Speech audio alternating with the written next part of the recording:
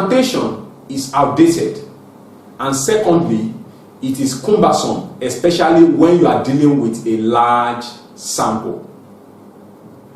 Filtration takes care of large sample in a relatively short time, but decantation becomes cumbersome and the process becomes disgusting, the process becomes burdensome. The next one is flotation.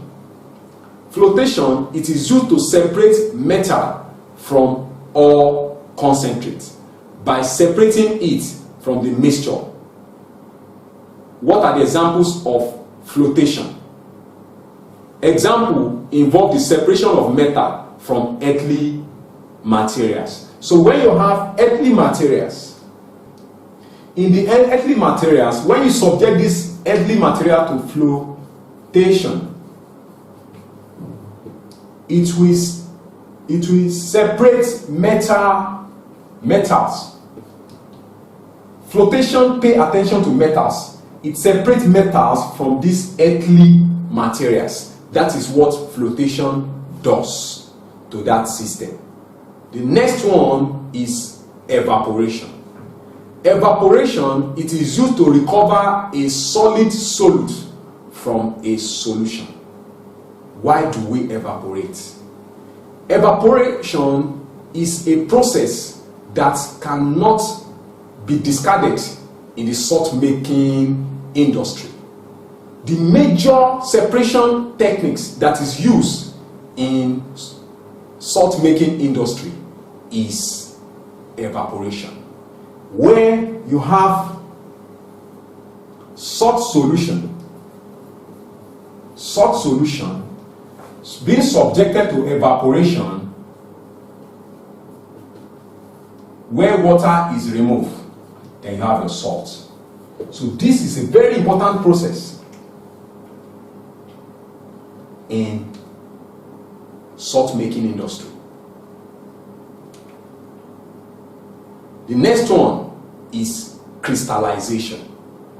Crystallization, it is used to separate salts which decomposes on heating from their solutions. What are examples of these salts? We have copper 2 tetraoxosulfate 6 pentahydrate, copper 2 tetraoxosulfate 6 pentahydrate. This salt can be separated by this process called crystallization, where it is being heated to get copper sulfate and this water is removed. This one comes out as crystals. Crystals are like shining particles.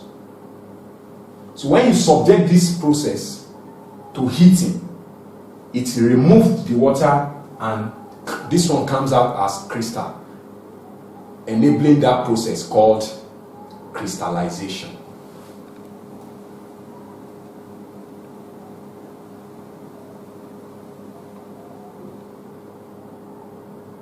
Fractional crystallization.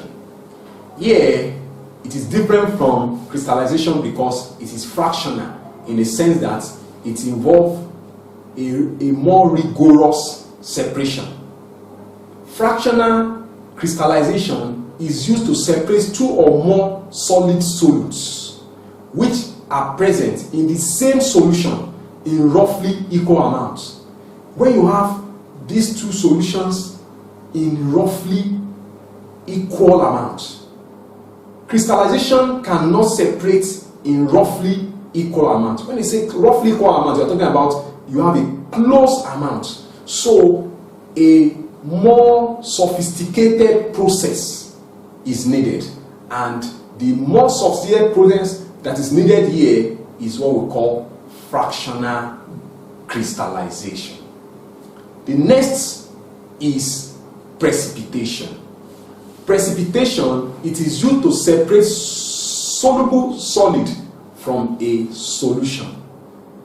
It separates based on difference in solubilities. It separates based on difference in solubilities. A typical example is when ethanol is added to a solution of iron 2 tetraosulfate 6 in water. Iron 2 tetraosulfate 6 in water is soluble. Iron 2 tetraosulfate 6 is soluble in water. These two are miscible. That means they are soluble in each other. Ethanol is soluble in water, but not in this. So if a mixture of this and water if ethanol is added to a mixture of this and water, because of the fact that ethanol is soluble in this but not is insoluble in this, when ethanol is added to this solution, it will separate. This one will be separated. It will come out of the solution as precipitate. And you know that a precipitate is a substance that is not soluble in water. It will come out as an insoluble substance. So this is precipitated out, and the process that has enabled us to separate this effectively is precipitation process. The next separative technique is distillation. Distillation. It is used to recover solvents from a solution. Example, it is used in gin distilleries and water distilleries. It is based on the difference in boiling points with difference greater than 30 or 10 centigrade. So distillation is based on boiling point. It is the difference in the boiling point that ensures effective separation. When you have a substance A with a boiling point of 20 degrees Celsius and you have a substance B with boiling point of 30 degrees centigrade, because of the fact that the difference in the boiling point of these two substances is 10, distillation is very effective here. But the moment the difference in the boiling point is greater or less, then distillation becomes ineffective. The next is fractional distillation. In the fractional distillation, it is used to separate a mixture of two or more miscible liquids with very close boiling points of difference less than 30 or 10 degree centigrade. Example, I said earlier that distillation separates based on boiling point difference of 10 degrees centigrade.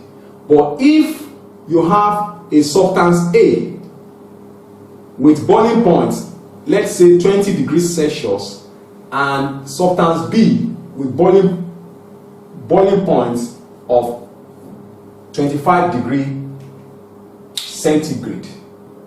Here, the boiling point difference is 5 degrees Celsius. Automatically, distillation will fail here because the boiling point difference is less than 10 degrees Celsius. So, the separative techniques that will be effective here is fractional distillation because of the fact that the boiling point between these two substances is less than 10 degrees centigrade.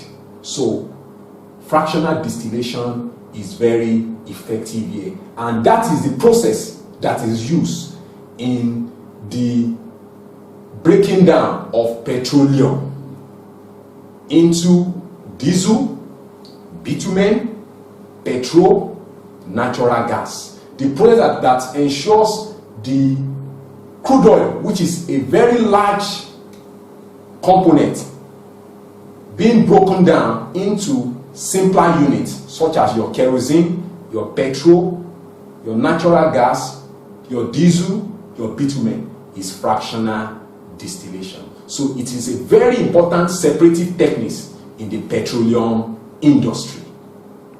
Separating funnel is another separative technique.